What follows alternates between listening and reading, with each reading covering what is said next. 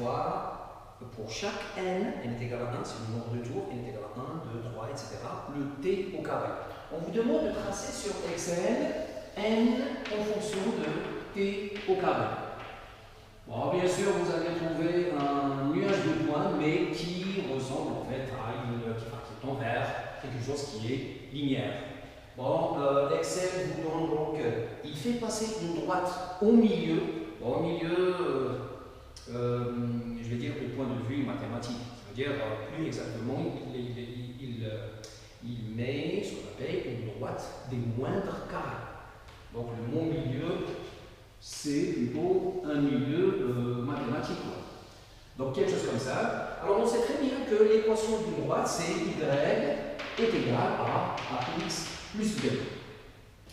Comme s'il n'y a pas de tour, ça veut dire t est égal à 0, ça veut dire normalement le b devrait être égal à 0.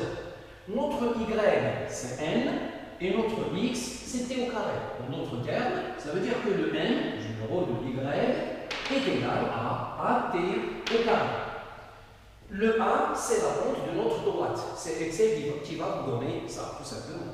Donc, le n est égal à t au carré avec le a. C'est la pente de la droite. La pente de la droite. Voilà. Donc là, c'est la pratique qui nous a donné ça. Donc, n est égal à t au carré, c'est d'une manière expérimentale. Maintenant, il faut voir la théorie. Qu'est-ce qu'elle nous dit?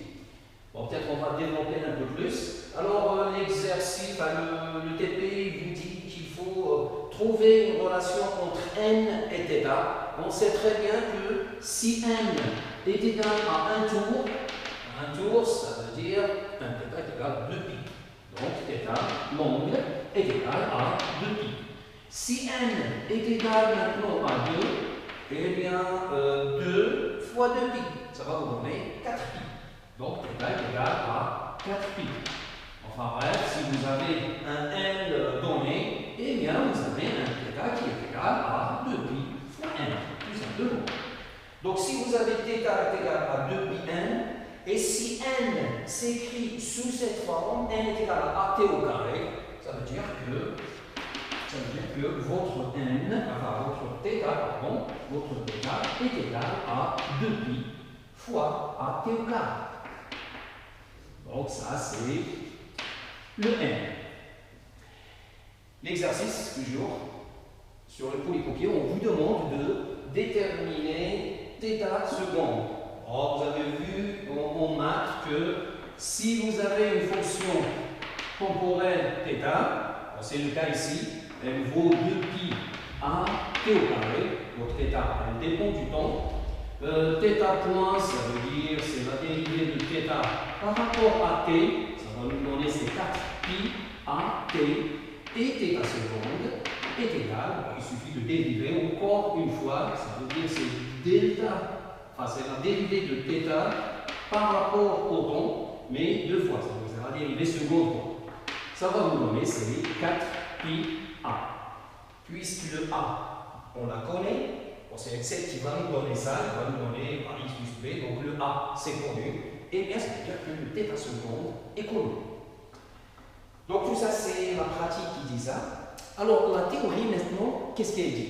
Si vous jetez un coup d'œil sur la relation numéro 5, alors la relation numéro 5 nous dit que le moment d'inertie qu'on est en train de chercher, I est égal à plus n r au carré est égal à n gr. J'ai oublié un θ seconde ici, donc θ seconde est égal à n gr. Donc on peut déterminer le θ seconde d'une manière théorique, encore une fois. Alors ça veut dire que notre θ seconde est égal à n gr divisé par I plus n r au carré. Donc là c'est la théorie. Et ça c'est la pratique. Bon, je suis obligé d'effacer tout ça. Si on égalise la théorie à la pratique,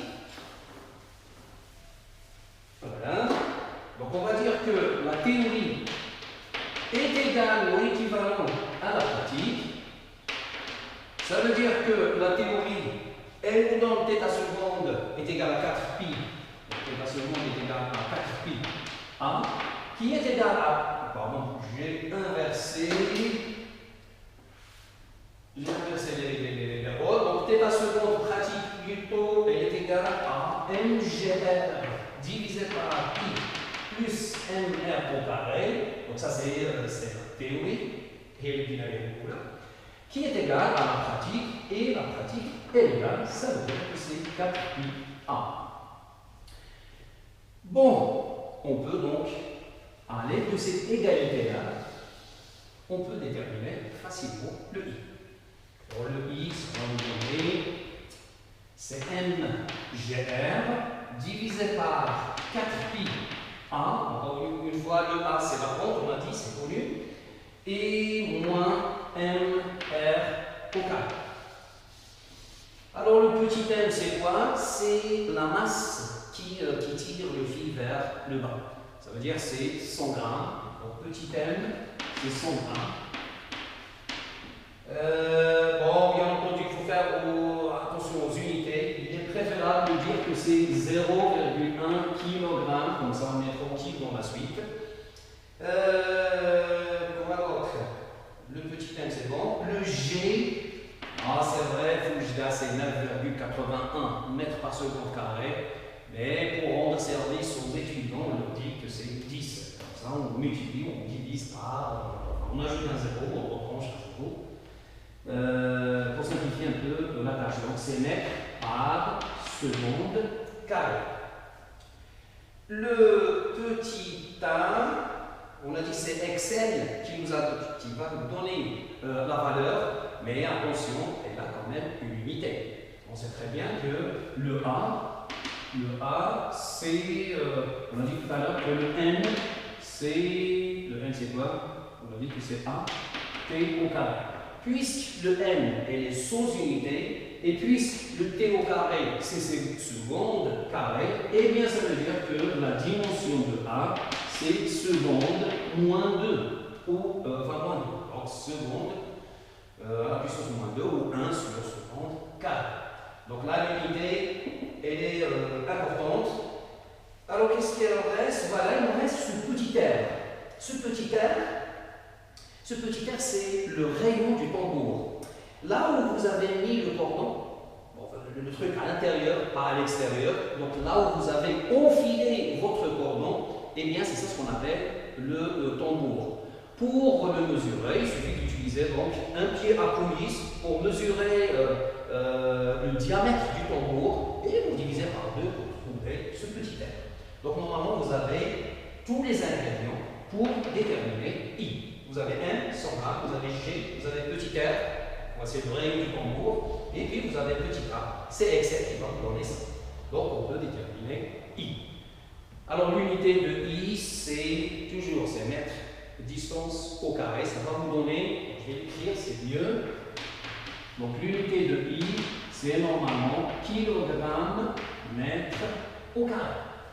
C'est une masse multipliée par la distance au carré.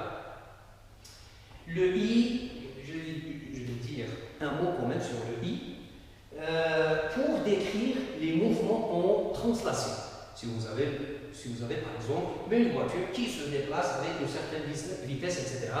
Alors on sait très bien que pour étudier ce mouvement, il nous faut la masse de la voiture ou du corps auquel est soumis l'étude.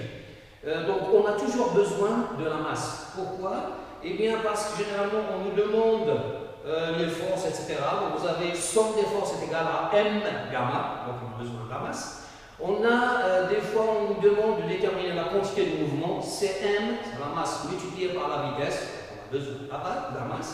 Des fois on nous demande de déterminer l'énergie cinétique, c'est 1,5 mv au carré, on a besoin aussi de la masse. Donc pour étudier un mouvement en translation, on a toujours besoin de la masse de ce corps, de ce solide.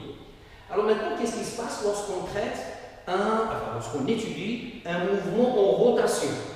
Eh bien, le mouvement en rotation, on n'a pas besoin que de la masse. Il faut absolument avoir la distribution de la masse autour des axes et puis autour des plans. Je veux dire par là que si vous prenez, je sais pas, une brosse et puis un feutre que je n'ai pas ici, c'est pas grave. Admettons qu'ils ont la même masse, 50 grammes pour le feutre que je n'ai pas. 50 grammes. Mais on sait très bien que la forme de la brosse n'est pas la même que la forme du feutre. Donc si je jette les deux, je leur donne une énergie vers le haut, ils vont basculer, vont tourner dans les différents sens, et je suis sûr qu'ils ne vont pas faire le même mouvement. Alors pourquoi? Eh bien parce qu'ils n'ont pas la même distribution de masse autour de ce plan, autour de ce plan, autour de ce plan et autour des différents axes. Donc toujours pour les mouvements, étudier un mouvement en rotation, nécessairement il vous faut la distribution de la masse autour des différents axes du solide. Et à niveau français, il vous faut la forme du solide. C'est très bien qu'on peut avoir la même forme pour deux solides, enfin la même masse pardon, pour deux solides, 1 kg, mais celui-là il a une forme cubique, celui-là une forme sphérique, et si on les jette, eh bien, enfin on les jette, si ils vont tourner, enfin, on leur donne un mouvement en rotation, eh bien ils ne vont pas se déplacer de la même manière, ils ne vont pas faire les mêmes rotations. Donc la forme du solide intervient lorsqu'on veut étudier les mouvements en rotation. Bon, ça c'est en français si vous voulez, ou en physique. En maths, la forme, eh bien, en toute rigueur, ça veut dire la matrice d'inertie, mais ici on a des formes qui sont très simples, on a des symétries par rapport à des plans, etc. Il ne faut que le moment d'inertie. Donc vous avez vu le cours ou le TD que c'est la matrice d'inertie qui vous donne des moments d'inertie, la diagonale, et des produits d'inertie, c'est ça, c'est la matrice qui permet de décrire toute la distribution, toute la forme, toute la distribution de la masse de notre solide à étudier. Or, pour toujours en TD, vous avez vu que lorsqu'on a une sphère, encore un disque ou quelque chose comme ça, eh bien seule la diagonale est différente de 0 et le reste des zéros. C'est ce qu'on appelle les éléments qui se trouvent en diagonale, c'est ça le moment d'inertie. On verra peut-être dans la suite quelques applications. Donc le moment d'inertie, si vous voulez, il décrit la distribution de la masse kilogramme en fonction sur l'axe ou encore sur les plans, donc en fonction des axes en l'occurrence, mètre au carré, ou mètre, c'est une distance. Voilà, donc on va passer à une autre technique